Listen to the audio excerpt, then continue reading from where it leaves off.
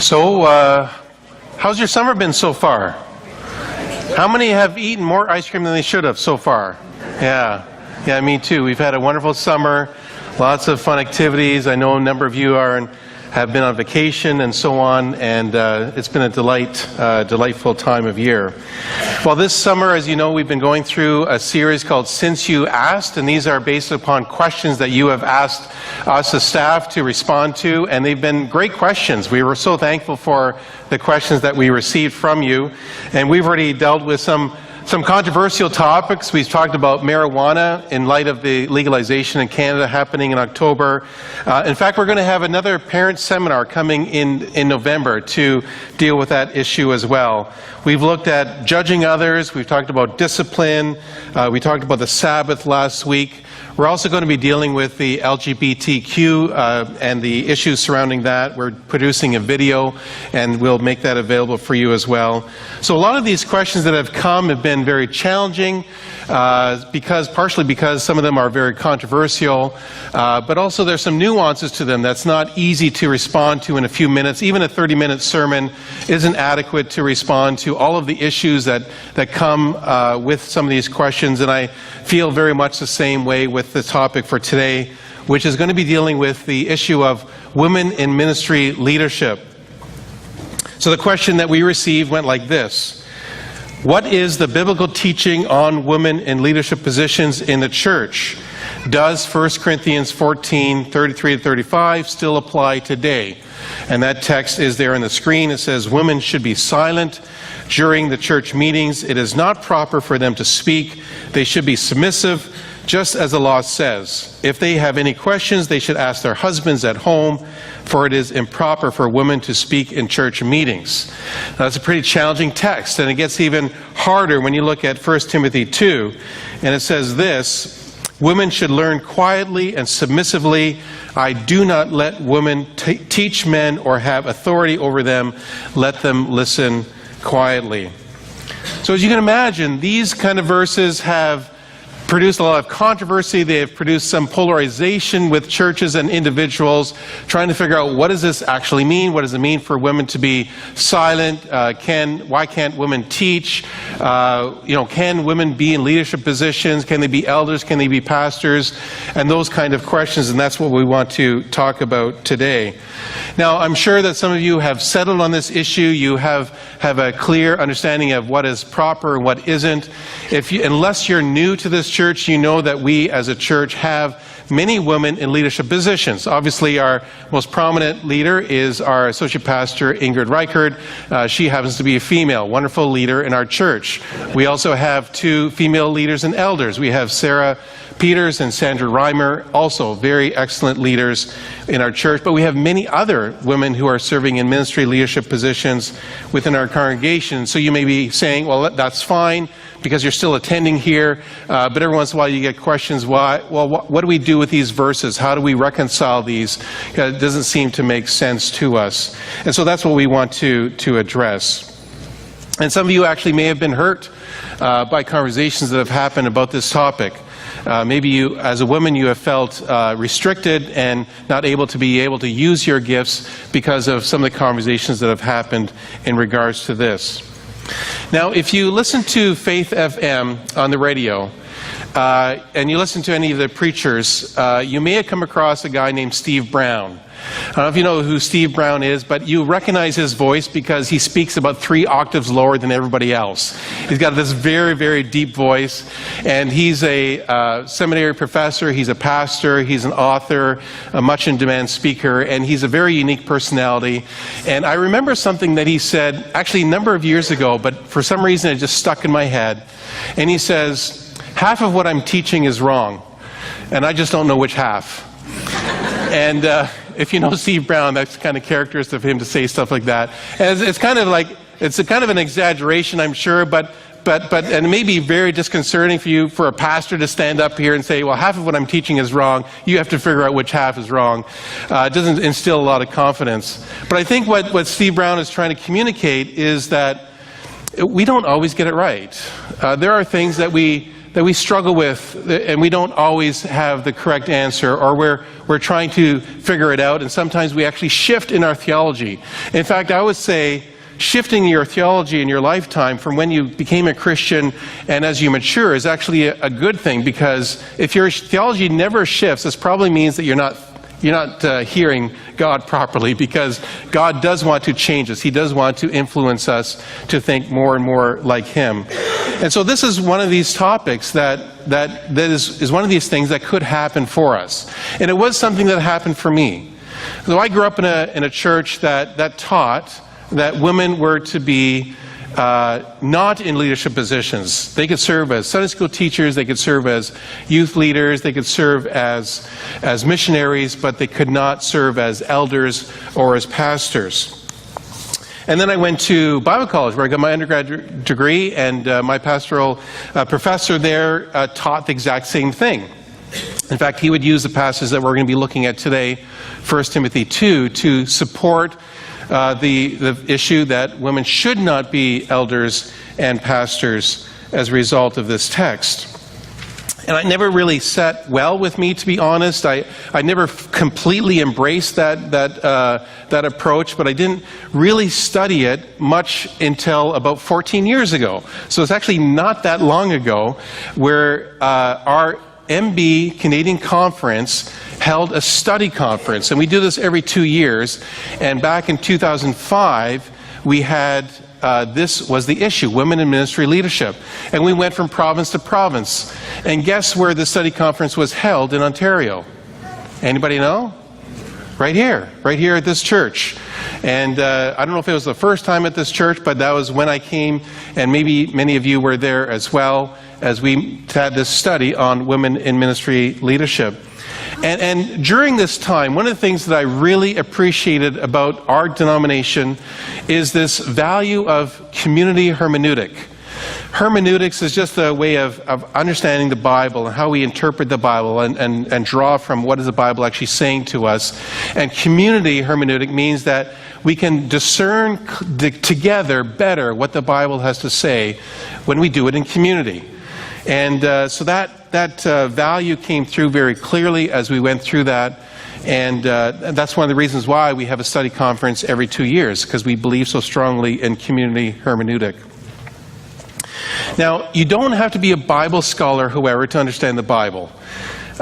In fact, if I were to give you if I were just distill it down to one piece of advice when you read the Bible, I would say something like this: be a careful reader. And I say that because I think you can understand that. Like when you read, there's lots of things that you're already doing. You're very careful in what you read. If you read an article or reading a blog post, you're careful to read it in a way that you're trying to understand it.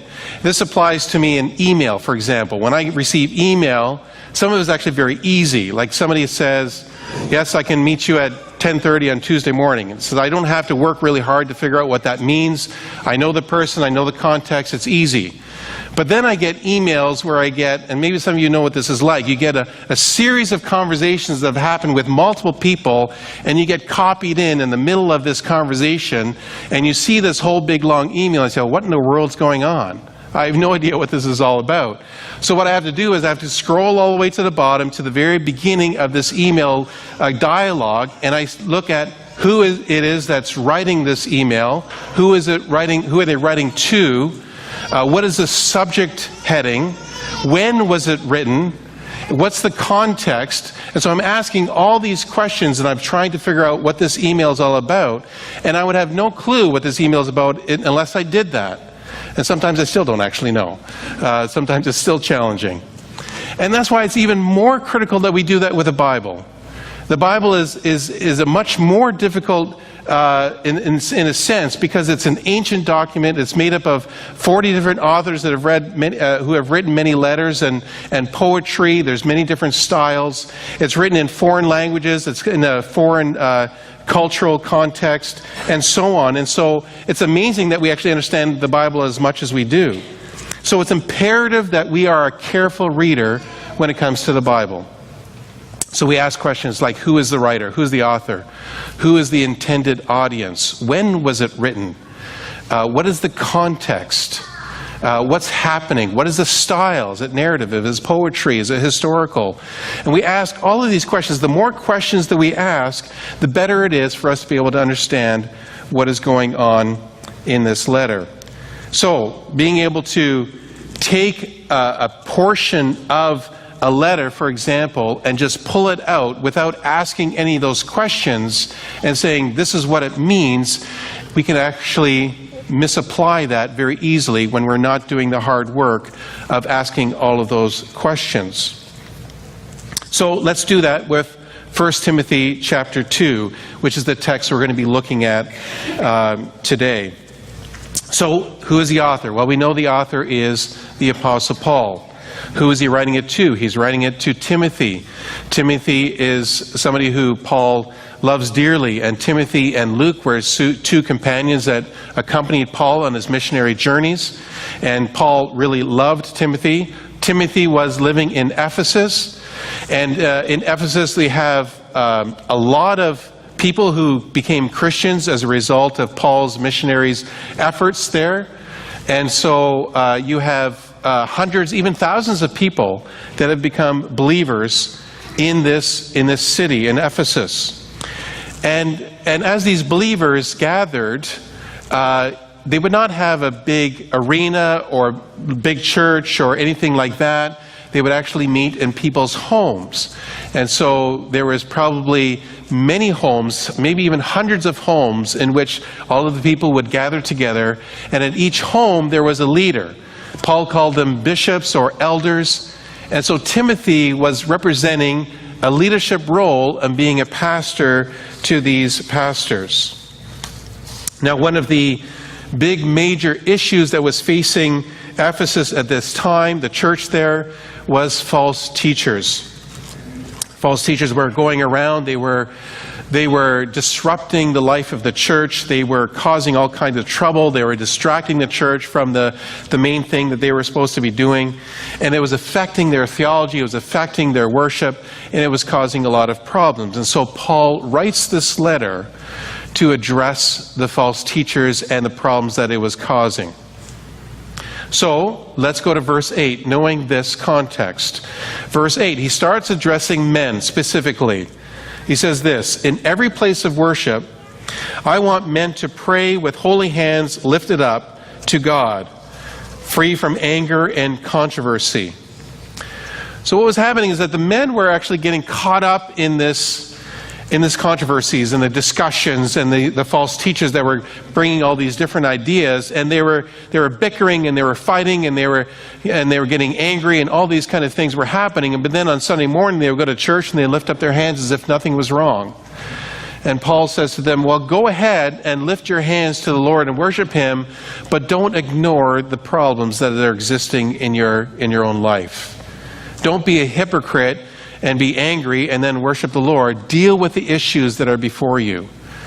And so Jesus says something very similar in Matthew chapter 5 when he says, if you're going to the altar and you're presenting your offering to the Lord, and as you are there, you remember that somebody has something against you, that not everything is all right, Jesus says, leave that at the altar and go and make things right. I'd rather you reconcile with your brother or sister in the Lord than worship me with a hypocritical attitude when not everything is all right. And so that's the instruction that Paul gives to the men. Then he turns his attention to the women, also in the context of worship, and he says in verse 9, "And I want women to be modest in their appearance. They should wear decent and appropriate clothing, and not draw attention to themselves by the way they fix their hair or by wearing gold or pearls or expensive clothes. For women who claim to be devoted to God should make themselves attractive by the good things they do."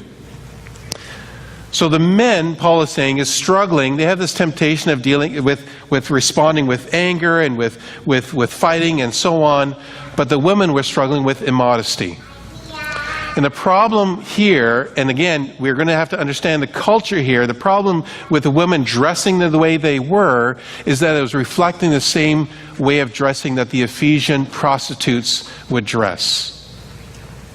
So a big piece of the puzzle that you need to be aware of is that in the city of Ephesus, there was this very large temple of Diana, or the temple of Artemis.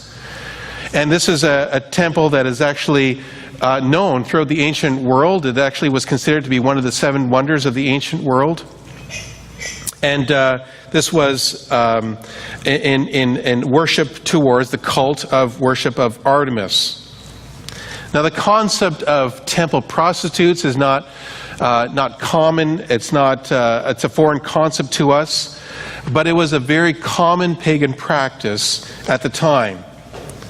The temple of Aphrodite, for example, at the time of Christ had 1,000 sex slaves, both male and female, and they were there on purpose to be a part of the sexual rituals that were going on, and they would actually bring a lot of money into the city of Corinth.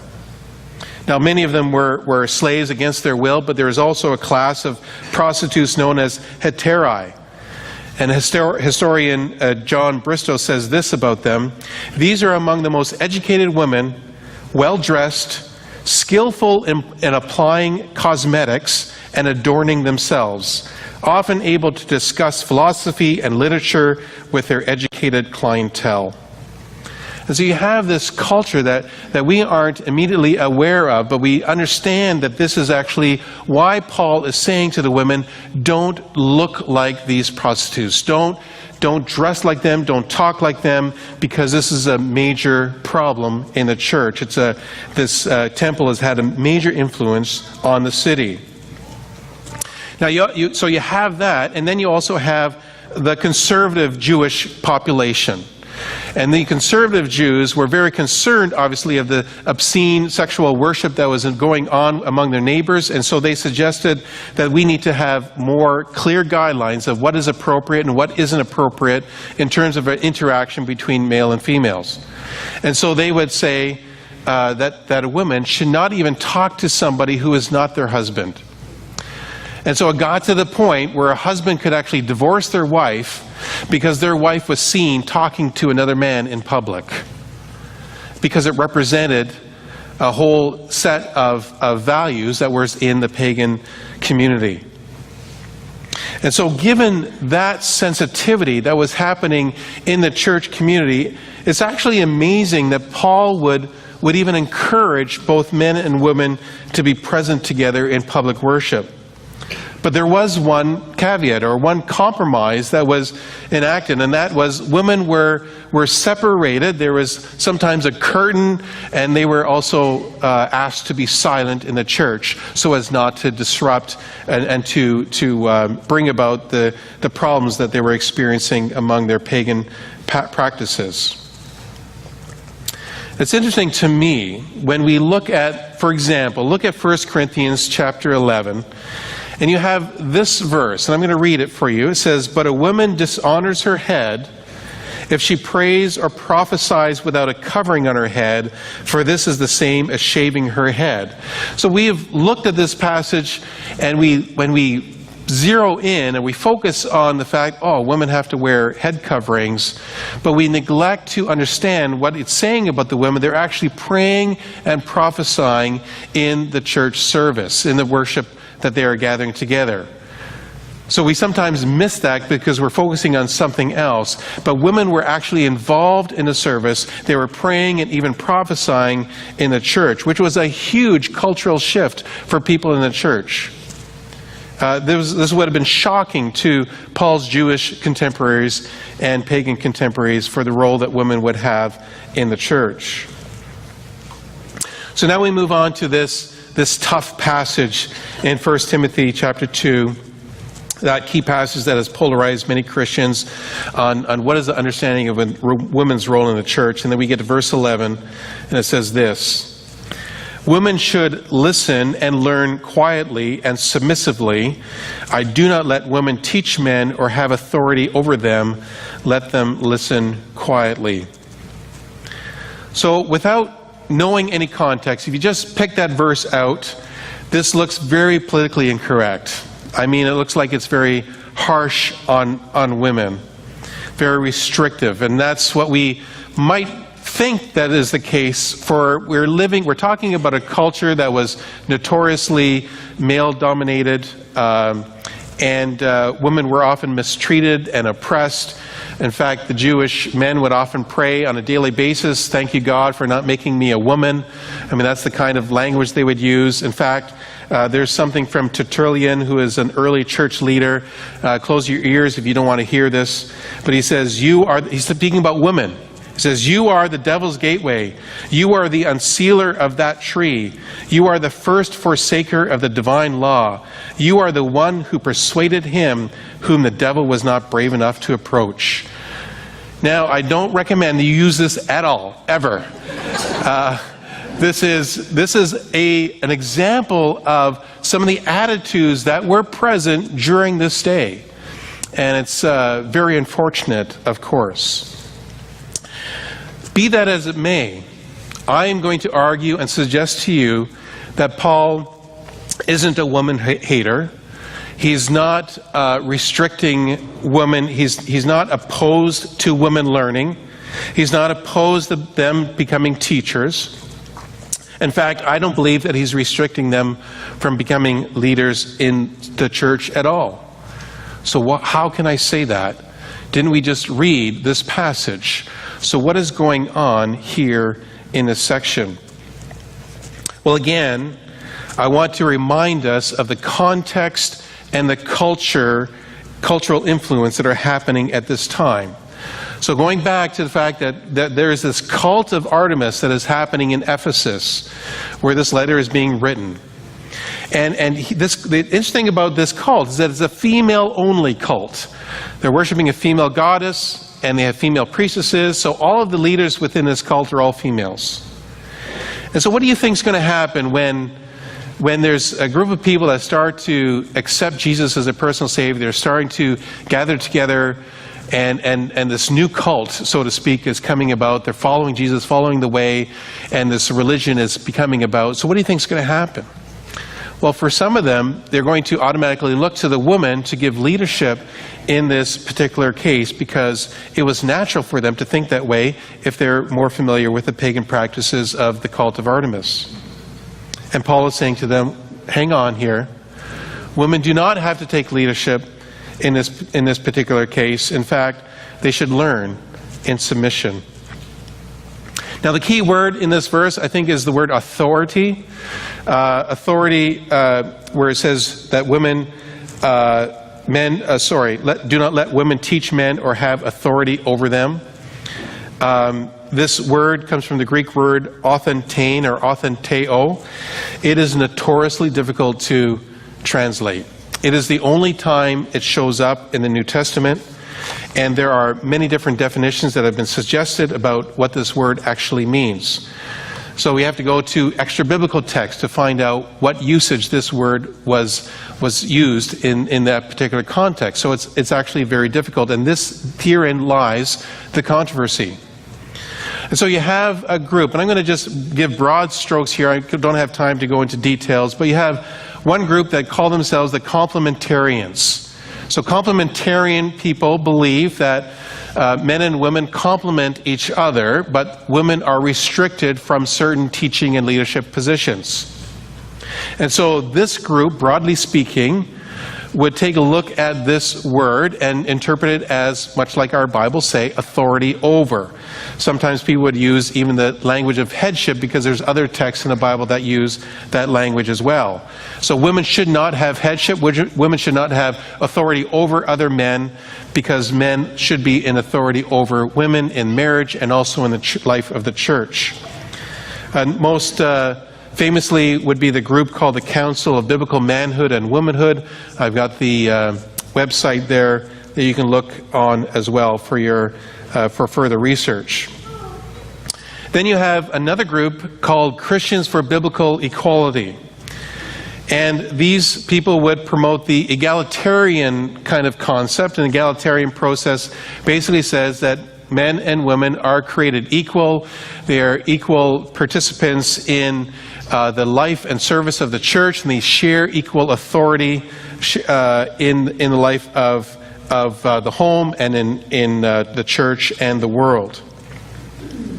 Now, I'm not going to land in either one of these camps. I think there's some problems when we embrace systematic theology and we place ourselves in a certain category, because there are some nuances that there can be things that are happening in both worlds that we have to appreciate.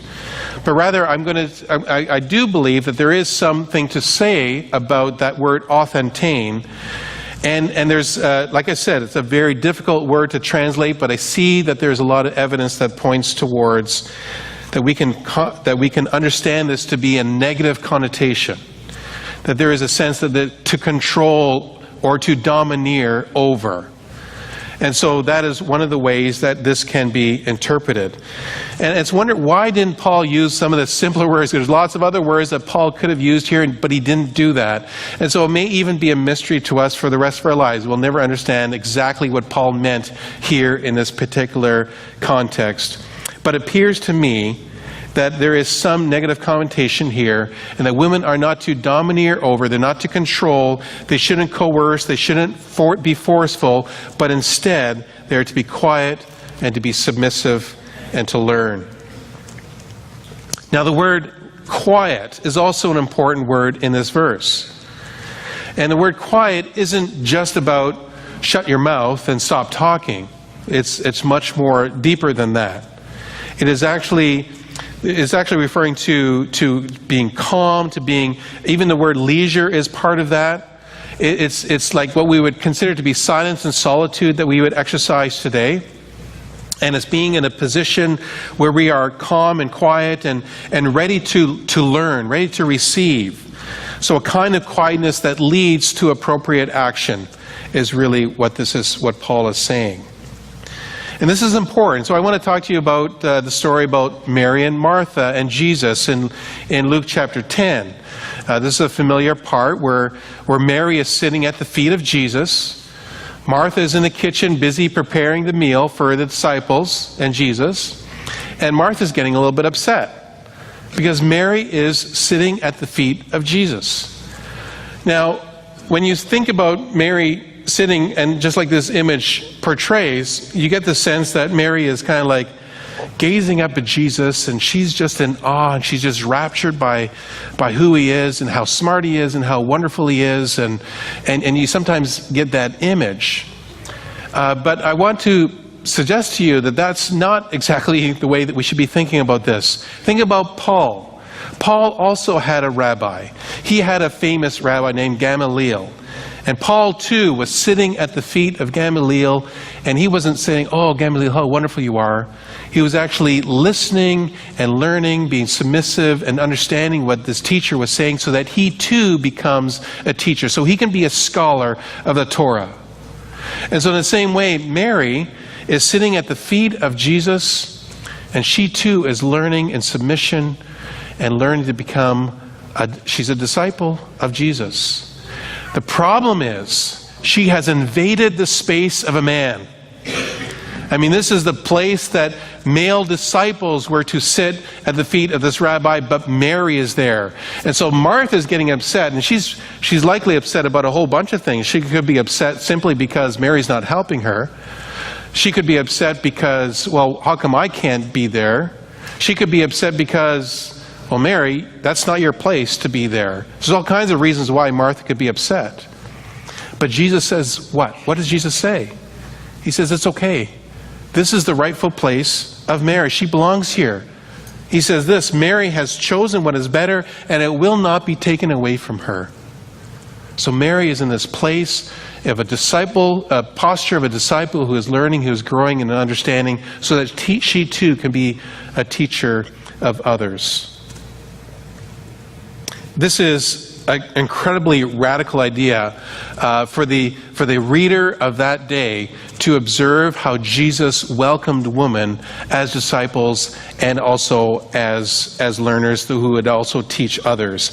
You would read this passage, we don't get that same sense. We think of this as a kind of a nice story, but people reading this would have been blown away by what they are reading. So Paul, too, is saying the same thing to these women in Ephesus. Be still. Learn. Don't be domineering. Don't be forceful. Grow in your understanding. Now this leads us to what we had talked about earlier. What is the main theme? Why is Paul writing this letter to Timothy in the first place? What is motivating him to do this? Well, it's because of the false teachers. And so as you read through this letter, 1 Timothy and even 2 Timothy and Titus, as you're reading through this, the pastoral epistles, you will pick up the same thing. The theme is that there are false teachers that have infiltrated the church, and Paul is alarmed by what is happening. There is this big gap between what he is teaching, what he has taught, and what the lifestyle of the people are. There's this big problem with people wandering away from the faith. And so Paul is very much interested in getting rid of this false teaching. And he characterizes these people as those who are involved in meaningless talk, profane chatter, idle talk, promoting speculation, senseless controversy, and so on and so on. And they're self-deceived, and they're producing all kinds of problems for themselves and for the church. So who are these false teachers? Well, Paul says that they are moving around from household to household, and it appears that women have been captivated by this teaching. And they've been going from home to home with their idle talk and their old wives' tales, and they're sparking these controversies. So with that background then, we can now start to understand why Paul is addressing the women the way he does. He says, I want you to live quietly, peacefully, live godly, self-disciplined lives. Be modest in your appearance. Be careful how you dress. Adorn yourself with good works, not with bling bling. And then in verse 11 he says this, women should listen and learn quietly and submissively. I do not let women teach men or have authority over them. Let them listen quietly. So now we can read this text with a little bit more context, a little bit of understanding, and we can see what's happening. And we know that because of the background that Paul is actually contrasting two different lifestyles. There's a lifestyle of being submissive, of being quiet, of hearing God's word and understanding it and growing and maturing. And then there's this other lifestyle of being a busybody, of gossiping and spreading controversy in our conversation. And 1 Timothy 5:13, Paul says this to young women. He says they will learn to be lazy and spend their time gossiping from house to house, meddling in other people's business and saying things they shouldn't. And so this is the reason why Paul is giving the restriction. That women shouldn't be idle, they shouldn't be gossiping, they shouldn't be spreading these controversies, but rather they should be learning in submission, submitting themselves to the truth, being devoted to good works.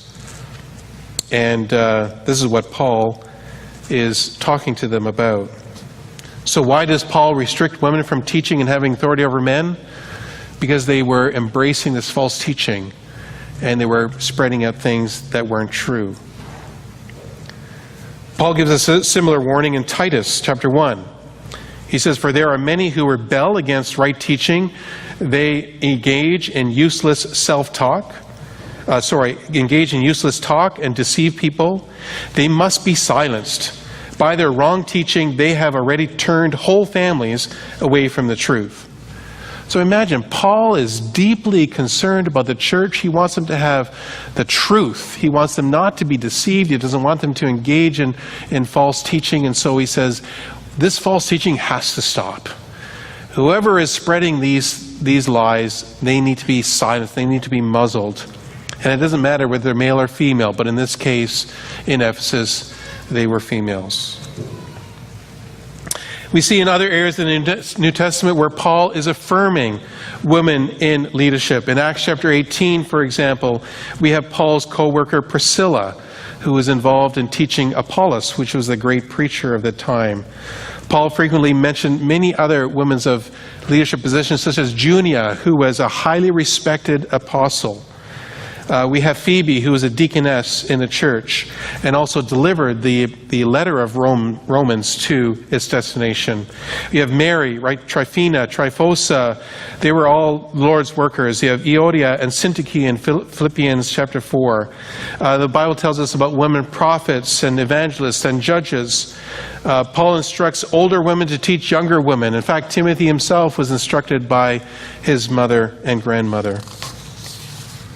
And so when you look at the whole of the Bible, it is clear that women were not prohibited from teaching. So Paul is not making a universal application here that for all women of all contexts that they should never teach, but he is specifically addressing the women in Ephesus. He is not addressing women simply because they are women, but rather rebuking those who are caught up in the deception. So, how should we think about women in ministry leadership? Well, here at Glencairn, we affirm that the Bible teaches that men and women are created equal, that we are equal participants in the salvation message. We are equal participants in the distribution of the spiritual gifts. We believe that both men and women are called into ministry. They are called by God. And we believe that both men and women can serve in leadership positions, including elders and pastoral roles. Our denomination has had an interesting history in regards to our view about women. It started way back in 1879 when women were restricted from preaching and being involved in the congregational meetings.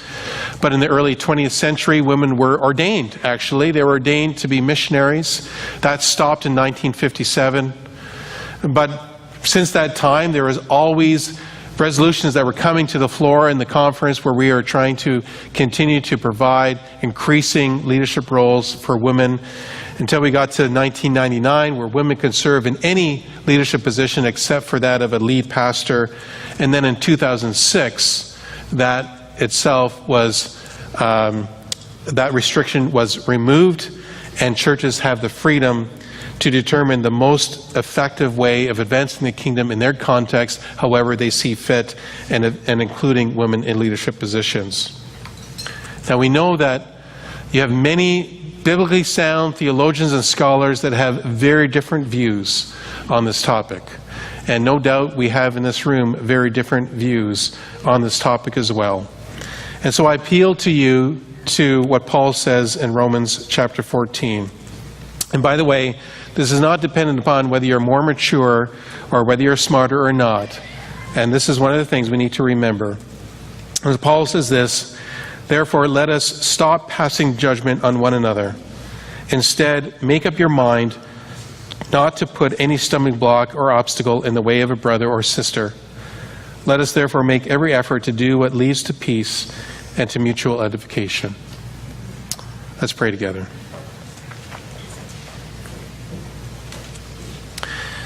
And dear God, we thank you that you are our creator and that you saw fit in your wisdom to create us male and female. And there's a beauty in that. There's a wonder in that. And we see how there's this complementarian kind of aspect that is happening.